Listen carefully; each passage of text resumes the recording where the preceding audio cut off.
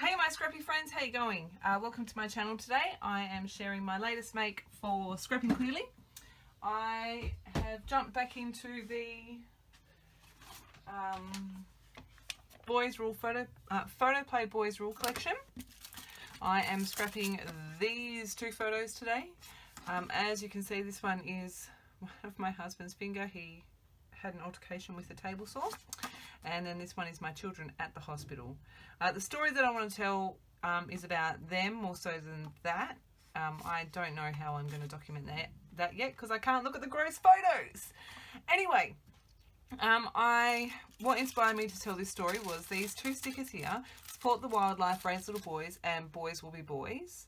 I had a quick look at the sticker sheet. I also found Let's Play You Are My Greatest Adventure.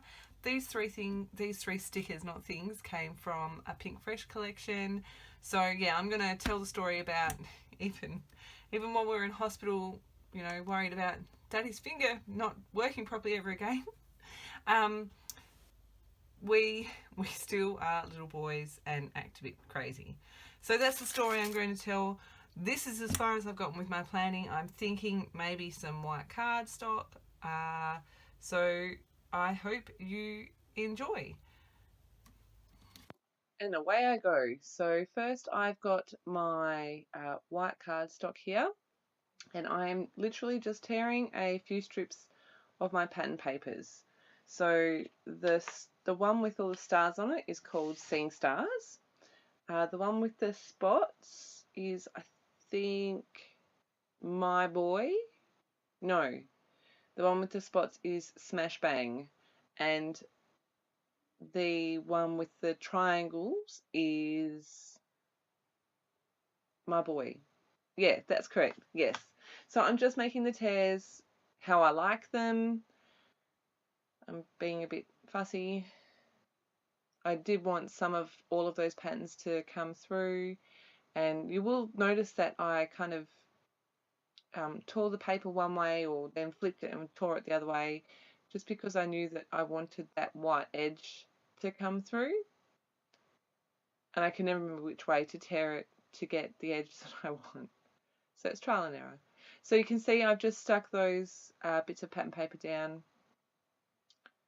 I'm not sure where I've gone to.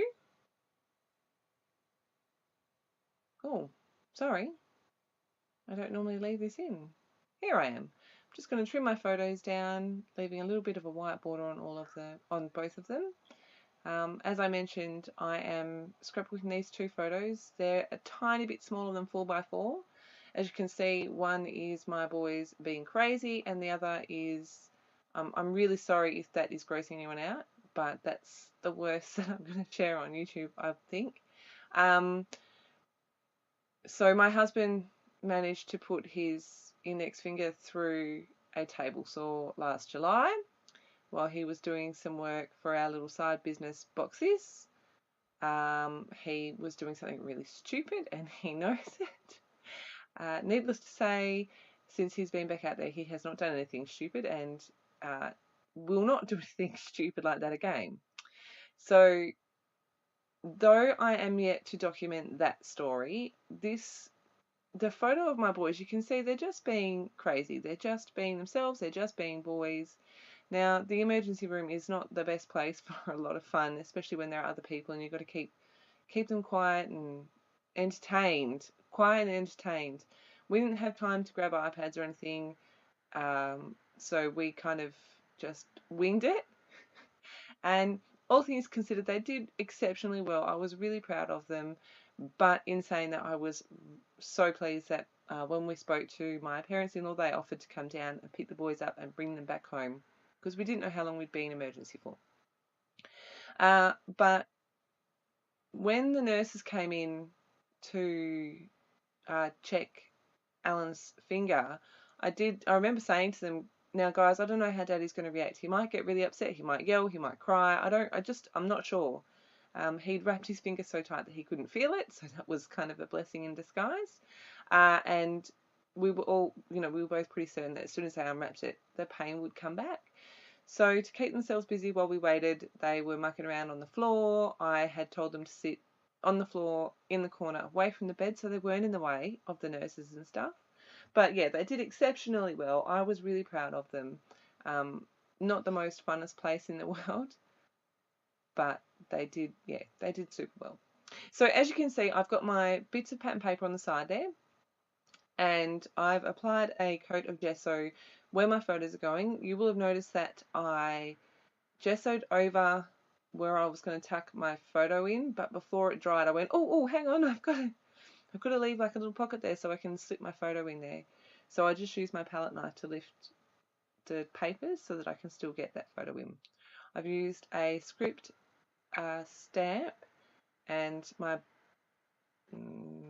black VersaFine ink, and now I am using my cobalt navy blue archival ink and a spotty stencil.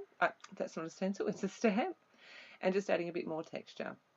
I decided to go with the navy because there are some of those darker blue stars on that pattern paper on the right hand side. And I did pull out, I think there's 4 distress oxides there. I really thought that I was going to use all of the colours, but as you will see in a minute, I decided not to. So all I'm doing is mushing the ink pad onto some packaging and then mushing it down onto the paper, drying it off in between each coat, each colour. The first colour I used was Squeezed Lemonade, and then this colour is Spiced Marmalade. Adding a bit of water and smushing it down. So at this point I went, I really like the contrast of this yellow and orange. Maybe I'll just stick to those 2 colours. So that's exactly what I decided to do. I stayed with those 2 colours. I felt that pop of orange down the middle and the pop of yellow, I really like it, and I thought that I would highlight that a bit more with these colours. I do end up bringing some of that darker blue over to the left hand side as well, just to balance it off a bit. But that is my background almost done. It's not quite. I'm just going to pop all my bits back down. As I mentioned, I had all these stickers, which is what inspired this page. So just laying those out, making sure I'm happy with them. I used my ink pad again to get some splatters and my fan brush, and I find it quite strange. The lighter colours of the Distress Oxide, when you splatter them on, they fade into the colour. But the big splatters, like the darker colours, so the Spice Marmalade, that didn't just sink into the colour. It's weird, but that's part of the reason why I've gone back in with my big ink droplets. And you can see I've just loaded up that paintbrush with a stack of ink and water, and I'm just dripping from really high, squeezing my paintbrush to get the big splatters, if you're not sure how to do it. And yes, you do get inky, messy hands, but I'm totally fine with that. I have been known to do the same with black gesso. In fact, I've got a process video coming up doing just that. So I'm coming in with the Spice Marmalade, doing the exact same thing. And this is where I decided to add in the blue. I'm using Faded Jeans, and again, that same paintbrush, but I decided I wanted smaller splatters. Now, again, I don't really understand how this worked. All of that colour in the background was dry, like it was completely dry. But for some reason, it sunk into the yellow and changed the colour, made it green. I just wanted to show you here, this page you've probably seen a few times. I'm just wiping my excess paint, excess ink, all that kind of stuff onto it. I decided to add some threads. I've got a navy blue and it's not lime green, it's more bright green. It kind of is lime green, but it matches the green stars in that paper. So again, I'm going to lay all my pieces out. Wasn't sure where I wanted that one, but I like the balance it brings. It brings that diagonal into play. I'm going to pop up this piece. This one says, oh, I forgot. It says,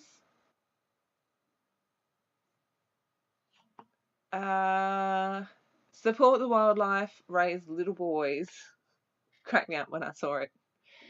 And then this one says, boys will be boys. Just for the record, I saw a post on social media a little while ago about boys will be boys, excusing bad behaviour from little boys. I don't see it as that personally. For me, boys being boys is just boys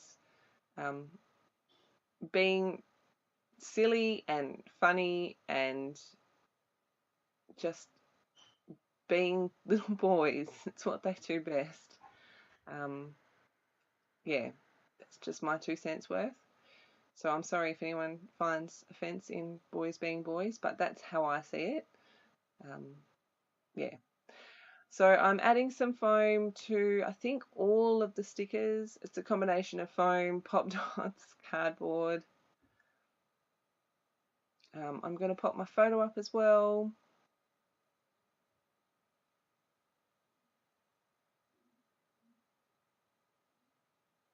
And because I am working on mixed media with the gesso and the ink and stuff, I'm going to use wet glue to stick it all down. Because I popped the photo up and then I popped that sticker up on the corner of that photo, I've put 2 layers of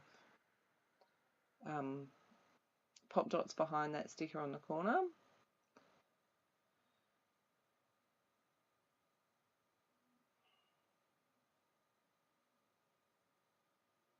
So if anyone else has those word stickers from Pink Fresh Studio, I do not recommend putting them on wax paper and then trying to get them off again. I did manage to get them off, but the sticky on them is super sticky, like super sticky. So I had a little bit of trouble getting the plastic off the back.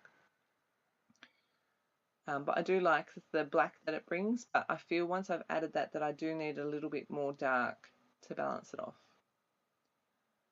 Just trying to peel that last plastic off. One says what? One says adventure, and I can't remember what the other one says. I'm adding in my title here. I speed this up to 8 times faster because you don't need to watch that in slow motion. I realize after I do my first word that I don't have enough E's. So I end up mixing some of my letters around, and I kind of thought that it works well with the chaos and the crazy. So yeah, those mini letters are from Pink Fresh Studio Boys Fort Collection. The black, so they're black chipboard glitter alphas from Heidi Swap, and I've just added their initials to the left hand side. I did look for an ampersand, but there isn't one in the collection. Ruffling up all those papers so that you can definitely see all the different layers. And I think, yeah, that's it. Quick video close up. And that's my page done. So I'm really happy with how this turned out. I'm glad I've got this this story told. I have done my journaling. There's 2 lots of journaling. Like I said, I just wanted to balance the layout a bit, and I had a bit more that I wanted to write, so I've just broken it into 2 sections. If you have any questions, please make sure you leave them below. If anyone has any ideas on how I can document the grossness of him actually putting his finger through the saw, please leave me some ideas below. Or if you've got a page where you've shared a story like that, please share it below. I'm really keen to get the story told.